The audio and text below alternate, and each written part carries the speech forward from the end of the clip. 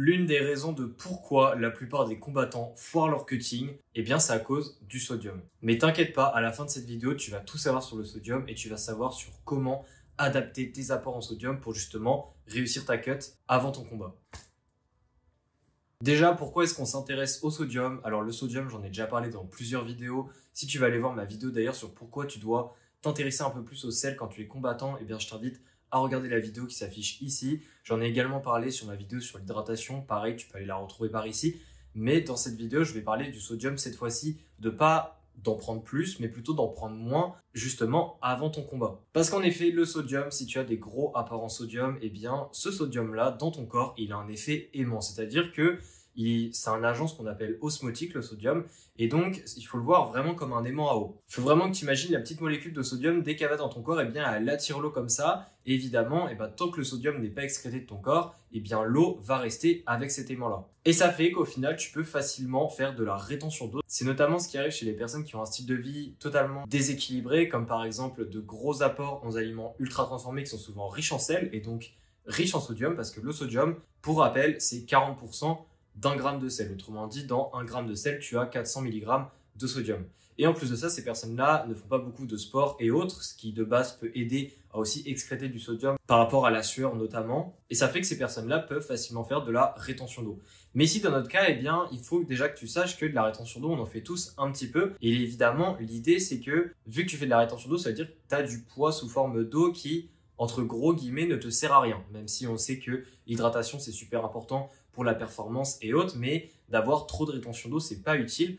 Et donc, ça fait du poids en plus, ce qui veut dire que tu as quand même du poids que tu peux perdre pour ton cutting sans partir sur des pertes de graisse, des choses vraiment compliquées et surtout qui prennent beaucoup de temps. Et c'est pour ça que réduire le sodium, eh bien, en seulement quelques jours, tu peux espérer perdre 1% en général de ton poids de corps sans faire aucun autre changement. Autrement dit, si tu es à 70 kg, eh bien, tu peux facilement arriver vers les 69 kg en 2-3 jours en seulement réduisant le sodium, sans réduire tes quantités alimentaires, sans réduire ou modifier ton hydratation. Bref, tu as juste changé le sodium. Le problème, c'est que souvent, les combattants et combattantes s'y prennent mal par rapport à ça. Et donc, ça fait que soit ils ne perdent pas de poids ou soit ils perdent du poids, mais derrière, il y a une très faible énergie au moment du combat et donc forcément là, bien, ça a beaucoup moins d'intérêt. Et c'est pour ça qu'il y a deux manières d'appliquer ces stratégies. La première manière, eh bien, c'est si tu es une personne qui consomme très salé d'habitude. Si tu es une personne qui a tendance à saler tes repas, donc c'est-à-dire que tu as déjà préparé les aliments et même si ce sont des aliments qui sont déjà salés de base, eh bien, tu as tendance à prendre la salière et à saler davantage durant la cuisson ou même quand tu es à table. Et en plus de ça, eh bien, tu manges des aliments qui sont relativement salés. Alors là, il y a plein d'aliments possibles, mais le fromage, certains types de fruits de mer, des aliments aussi déjà préparés, parce qu'évidemment, il y a du sel d'ajouter, notamment pour la conservation, mais pas que, des biscuits, bref, une personne qui mange relativement salé. Et puis, il y a le profil qui est plutôt une personne qui mange pas trop salé de base, soit les aliments que je viens de te dire, elle en consomme pas vraiment, t'es pas trop fan du fromage, tu manges pas trop d'aliments déjà préparés, t'ajoutes pas non plus de sel durant la cuisson ou même au moment de tes repas, ou alors c'est relativement rare que tu le fasses, et bien en fait, ces deux profils-là vont avoir une approche qui va être différente pour appliquer ces stratégies. Le premier profil, la personne qui mange beaucoup de sodium, eh bien elle va plutôt faire une réduction qui va être progressive. Il faut savoir que le sodium, comme je te l'ai dit tout à l'heure, tu peux en 2-3 jours perdre environ 1% de ton poids de corps. Et donc ça veut dire que ces stratégies, tu vas la mettre en place seulement environ 3 jours avant ton combat. Ça sert à rien de la faire plus tôt, et j'en reparlerai après, mais c'est plutôt une erreur de le faire plus tôt. Mais sauf que dans le cas de la personne qui mange beaucoup de sodium de base, et ben là, ce qui va être intéressant, c'est de diminuer progressivement. Imaginons que tu manges 5 grammes de sodium par jour. Alors, il faut savoir que c'est énorme, parce qu'en fait, si tu convertis ça en sel, ça te fait environ 12 grammes de sel. Mais il faut savoir qu'il y a des personnes qui sont à cette quantité de sel par jour. Et bien dans ce cas-ci, en fait, ce que tu vas faire, c'est pas directement couper le sel, pas directement enlever tous les aliments salés, arrêter de saler, plus rien faire. Non, non, c'est déjà, on va dire, réduire de moitié. C'est-à-dire que t'es 3 jours avant ta pesée. Imaginons ta pesée, c'est le samedi. Donc, il y a vendredi avant, il y a jeudi et il y a mercredi. Ce qu'on va faire dans cette situation, c'est qu'on va commencer de préférence quand une personne mange très très salé, le mercredi, à réduire le sel. Ce qu'on va faire ici, c'est que la personne mange 12 grammes de sel par jour, donc environ 5 grammes de sodium par jour, et bien le mercredi, on va passer à 6-7 grammes. Comment savoir si tu diminues environ de moitié ton apport en sel? Alors il y a plusieurs manières de le faire. Soit c'est de diminuer de moitié les aliments salés, environ tu réduiras de moitié. Évidemment, tous les autres aliments contiennent un minimum de sodium, mais il faut savoir que tout ce qui est fruits, légumes, même de la viande qui n'est pas salée pour la conservation ou je ne sais quoi, c'est relativement pauvre en sodium. Donc au final, si tu enlèves des aliments qui sont vraiment salés avec du sel ajouté et en plus de ça, tu enlèves le fait que tu sales durant la cuisson et durant tes repas, eh bien, on peut dire que tu enlèves la grande majorité du sodium. Et dans le cas de la personne de 12 grammes de sel par jour, tu enlèves environ 10 grammes de sel juste en enlevant ça. Donc, l'idée, c'est que si par exemple la personne réduit de moitié ces aliments-là, eh bien, elle va être environ 6 grammes de sel par jour, donc autrement dit environ 3 grammes de sodium par jour. Une autre manière qui est possible, c'est de conserver les aliments que tu manges salés de base, mais par contre, tu arrêtes totalement de saler. Et là, il faut juste t'assurer que tu es une personne qui sale quand même relativement beaucoup de base. Comme ça, au moins, tu t'assures que tu enlèves suffisamment de sodium durant cette première journée. Ensuite, donc là, c'était le mercredi. Ensuite, le jeudi, pareil, tu diminues par 2. Donc là, l'idée, c'est soit tu joues encore avec les quantités, tu redivises par 2,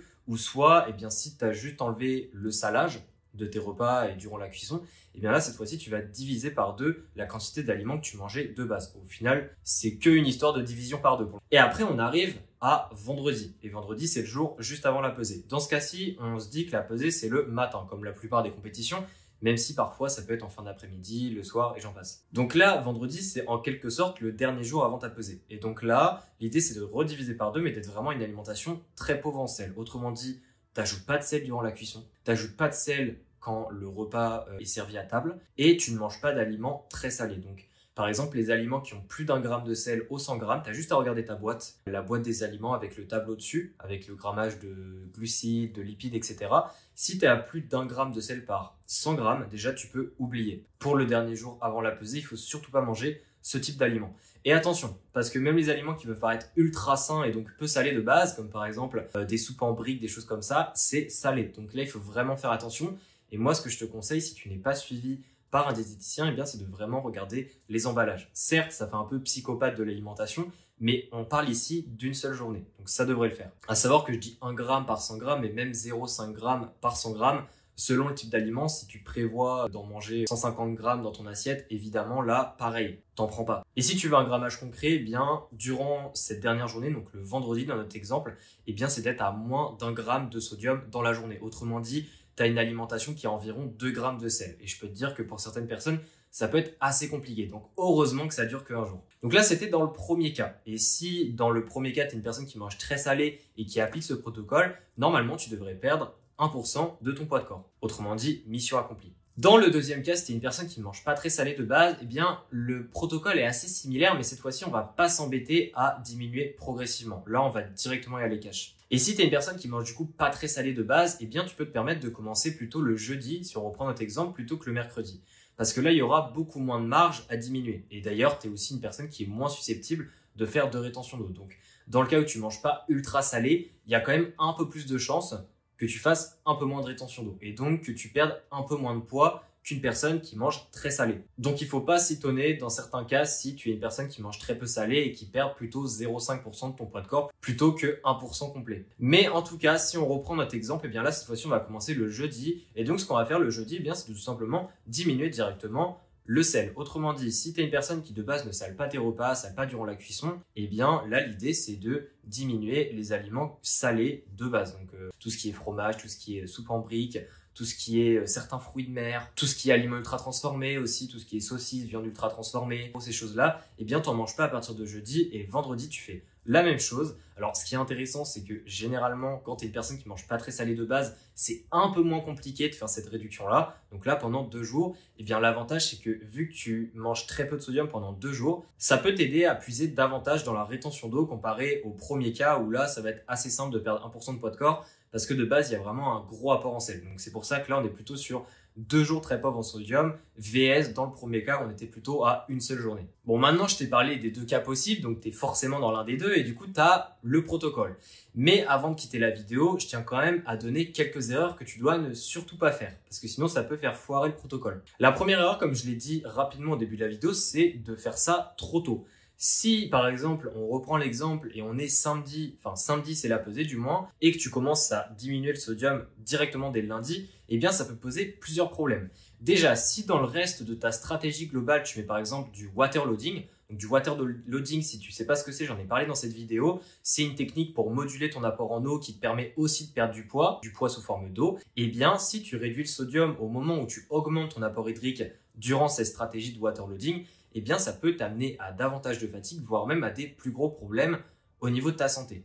Et à savoir que le waterloading est totalement safe, mais il faut juste pas faire n'importe quoi concernant le sodium. Mais ça, j'en ai reparlé dans la vidéo en question que je t'affiche ici. Mais sauf qu'il n'y a pas que cette raison-là, parce que même si tu mets pas en place de waterloading, en fait, le risque qu'il y a de diminuer le sodium trop rapidement, eh bien, c'est que généralement, quand tu es une personne qui est assez habituée à manger salé, le sel, on adore tous parce que ça donne du goût à nos repas, ça relève le goût, ça nous aide à manger tout le repas du coup, parce que c'est goûtu tout simplement. Et le problème, c'est que si tu diminues pendant beaucoup de jours, donc du lundi au samedi, le jour de la pesée, eh bien, tu risques de beaucoup moins manger. Parce que tout simplement, tes repas n'ont plus de goût, tu trouves plus vraiment de plaisir et donc, t'as juste pas envie de les manger. Le truc, c'est que même si sur le papier, ça peut paraître intéressant parce que tu manges moins et du coup, ça peut t'amener à davantage perdre de poids, et bien en fait, le risque qu'il y a avec ça, c'est que ça t'amène aussi une très grosse fatigue. Parce que tout simplement, tu manges pas assez, tu manges pas les aliments qui sont optimaux pour t'apporter l'énergie quand même les jours avant ton combat, ce qui est super important. Et donc même si techniquement pour la pesée, tu vas être tranquille, tu vas atteindre ton poids, et bien si derrière, tu es tout fatigué, l'intérêt est quand même beaucoup moindre. Ok, donc ça c'était la première erreur, de faire ça trop tôt. La deuxième erreur, eh bien, c'est de ne pas prendre de sel après ta pesée. Il faut savoir que là, on parle d'une réduction de sel avant ta pesée, mais après ta pesée, c'est super important justement que tu prennes beaucoup de sel. Parce que ce que je t'ai parlé au début de la vidéo, cet effet osmotique, ce rôle du sodium qu'il a dans le fait de retenir l'eau, eh bien, c'est super important et super intéressant pour tes performances, justement, après ta pesée. Pour que entre ta pesée et ton combat, eh bien, tu puisses refaire un maximum de poids, notamment sous forme d'eau, et donc que ça t'aide à tout simplement avoir de meilleures performances durant ton combat. Alors, je ne vais pas reparler en détail de la stratégie après la pesée, mais si tu veux déjà quelques informations sur comment bien te réhydrater après ta pesée et aussi comprendre les intérêts du sel, encore une fois, la vidéo sur le sel et sur l'hydratation, je te les mets ici, donc tu as juste à cliquer là et tu pourras avoir toutes les informations dans ces vidéos. Ok, troisième erreur du coup, eh bien, c'est de confondre l'eau et la graisse. Parce qu'il y a des personnes qui se disent « Ok, je fais de la rétention d'eau », mais ça peut arriver que dans certains cas, au final, c'est une personne qui a un haut pourcentage